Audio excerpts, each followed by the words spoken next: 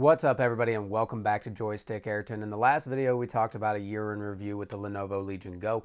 This time, we're going to talk about the 5 worst things about the Legion Go and what needs to be improved on the Legion Go 2 and the Legion Go Lite. So let's get started.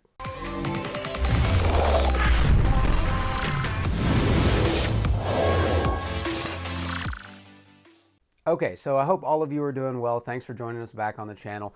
This channel has kind of been built on the Lenovo Legion Go. Most of our best videos have been about the device, the things we liked, the things we didn't like, year-on reviews, 6-month reviews, initial review.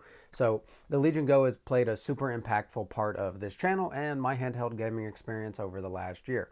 With that being said, there's some changes coming to the channel. We're going to do some green screen stuff that I did on previous channels that I think went pretty well, but I want you all to let me know in the comment section down below whether you like some of the changes, don't like some of them. But those will be rolling out here over the next month or so. We also have our GPD Win Mini video, the fan failure, new fan install. Hopefully that fixes disassembly and things of that nature that we'll scope out here in the next couple of weeks. That's not here yet, so I thought this would be a great segue into things I don't like about the Lenovo Legion Go because I've talked about so many of the things that I do like. So in this video, we are going to just really pick 5 things that we think need to be improved on the second iteration and things we would like to see on a Legion Go Lite. So let's go ahead and roll on in. Okay, so I was going to put these in order. I think everybody's going to have a different order. I do have what I think is the worst thing and what needs to be improved the most, and I have the one that really I don't think matters all that much at all at number 5. And the other ones in between, you can just have a toss-up. With that being said, we're going to start with number 5. I think more RAM the merrier in most scenarios, especially if you're docking this device. You're hooking it up to USB 4, Thunderbolt, things of that nature. Docking that guy, playing different games on it, maybe doing workstation-like tests. Maybe you're zipping, unzipping, photo editing. Maybe you're making your content on this device. Maybe you are compiling Blender stuff or you're gaming and doing production workloads. That would be more beneficial with having more RAM. When it comes to gaming, really up until the last year or two of titles, 16 gigs of RAM was really all you needed in a desktop form.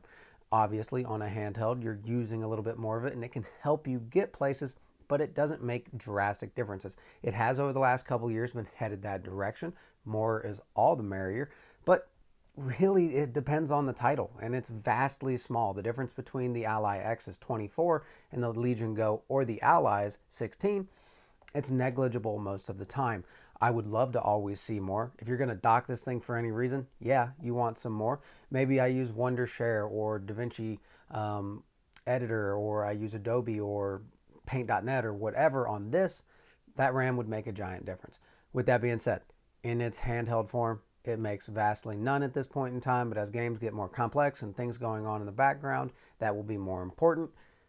If we ever get just like a base Xbox handheld, I don't think it will matter as much because Windows just uses weird things for absolutely no reason. But I would like to see the RAM up to 24 or 32 gigs, really 32. I think the 24 on the Ally was an interesting choice. I am surprised they didn't go with 32, but with costs and things, they wanted to keep that down to really still pull you in. With that being said, let's move on to number 4. Okay, so this might be the most controversial one on the list. At number 4, the screen. So I think there are a few things that can definitely make this screen a little bit better. I can see people saying it should be higher on the list. I can see people saying it shouldn't even be on the list, but it is an absolutely gorgeous screen.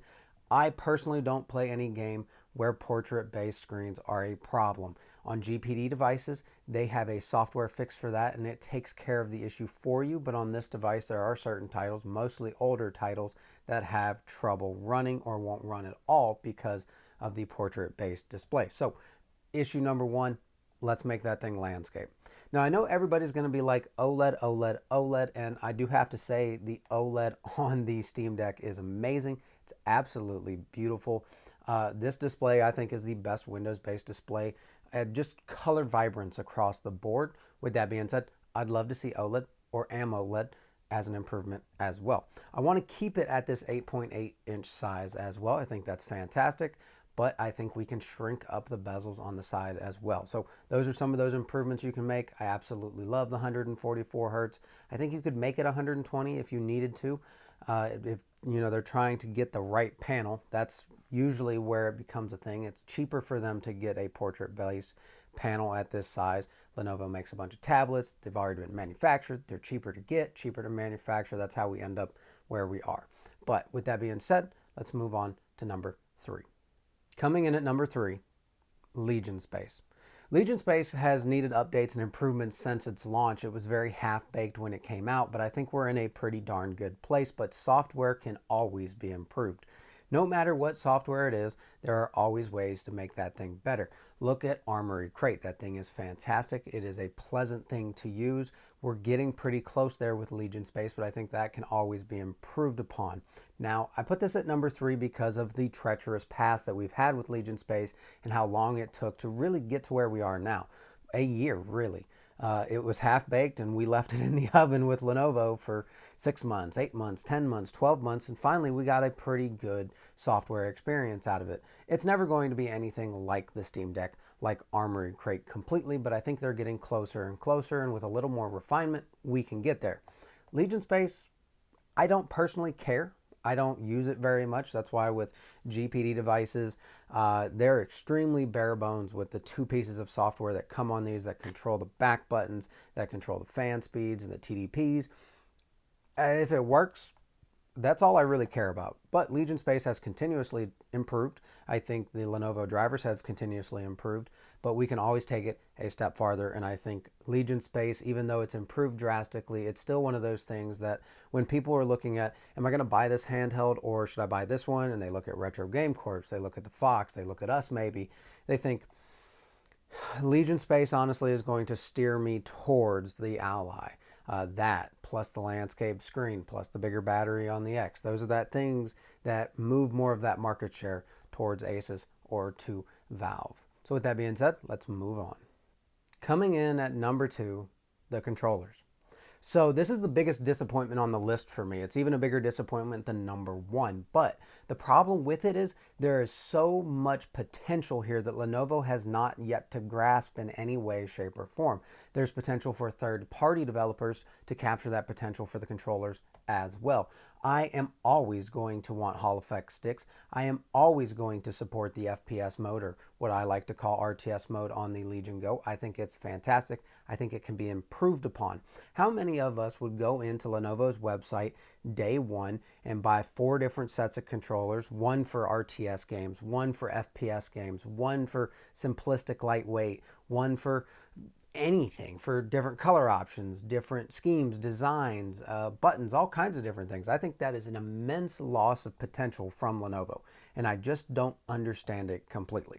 I come from the dirt bike world where we see most of our things from Japan, and Japan's culture really restricts them from developing and moving forward in the future. That society, those businesses, they just have a lot of red tape to cut through, and that feels like what Lenovo's doing here. They have such a unique design that nobody else uses outside of Nintendo, and they're just not capitalizing on it. I think they would make such a financial gain in that scenario. It blows my mind they haven't done that, and that is such a major letdown. You could do so many things with it.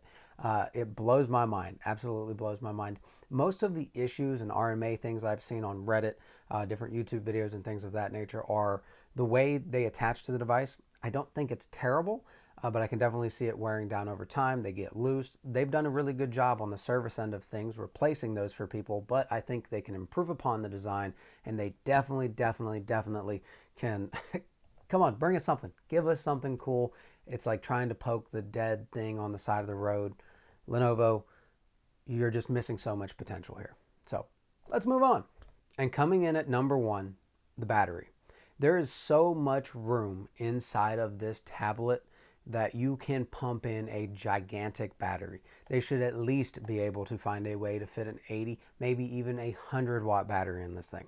There are some trouble with that. You don't want to blow the weight out of proportion, but I think that is definitely well worth it. We've seen how people feel about the Ally X. Lenovo and Asus, Lenovo would benefit from following that script. Just brute force it. Shove in a giant battery. You're never going to be able to beat Windows directly without going to that next chip that is way more efficient at certain TDPs. You're not going to be able to get there. Some people are going to be okay with a smaller battery, having it lighter. On a device like this with such a big screen, it just doesn't really make any sense to me. Add in the extra 75 maybe 100 grams, and have that 80 watt hour battery. And I think we're going to see that from a lot of different manufacturers here over the next couple of years. But this next cycle should be extremely interesting, especially with the new AMD AI chips, the HX chips. They're so performant, so efficient, and so damn expensive. One of those chips plus an 80 watt hour battery, you could be gaming at 20 watts for 4 hours. It would be insane. So I really think that is where they can capitalize the most. If you knocked off a few of these things on this list, it could take it from being really a number 2 to the Ally X, in my opinion, number 1, but it could push it over that edge for sure. And with the Ally X having just come out and having all those improvements, what improvements do they bring to the Ally 2, or is it just another little step where the Legion Go to the Legion Go 2 is a massive monumental leap? With that being said, the battery is the biggest letdown on the Legion Go. Okay, so you might be asking me about performance. Why didn't you talk about that, or a new chip? And that's because, for the most part, all of these handhelds that are going to be mass produced here for us in the US, and you can pick them up at Best Buy, Micro Center, order them from Newegg, so on, you're going to be getting a Z2 Extreme from AMD. So the performance is going to be right on par. The next question will be who's going to do what with RAM and what are going to be options from different SKUs for the device itself. These 5 things I think would monumentally make going from a Legion Go to a Legion Go 2 worth it. If we don't see a lot of those things happen, what's the point? I mean, the life cycle of a Steam Deck so far, we're going to be into 5-6 years on that device. Your Legion Go, you're trying to convince somebody to upgrade after a year of having that device. If they don't knock a few of these things off of this list, there's really no reason for you to go out there and buy a Legion Go 2 or sell this one to get one. It's just a lot of for what? Now, Legion Go Lite, from the different looks on that device, I am going to be disappointed, I think. With them talking about different chips in it, I'm going to be disappointed, I think. My reasoning behind that is a Z2 non-extreme to a Z2 extreme. What's your price difference? I believe the Ally from the extreme to the non-extreme variant was only $100 at launch. That is not enough of a difference to make it worthwhile. And a Legion Go Lite needs to be light. It needs to be small. It needs to do something different. I don't think it can be as small as the Ally. I think it needs to be smaller than that. So it's going to be really interesting to see what they do with both of these devices. Now, I want you to let me know what you think are the biggest wins and losses for the Legion Go, what you want to see different. Maybe you hate the Legion and you went with an Ally. Tell me why in the comment section down below, and we will see you in the next one. Thanks for watching.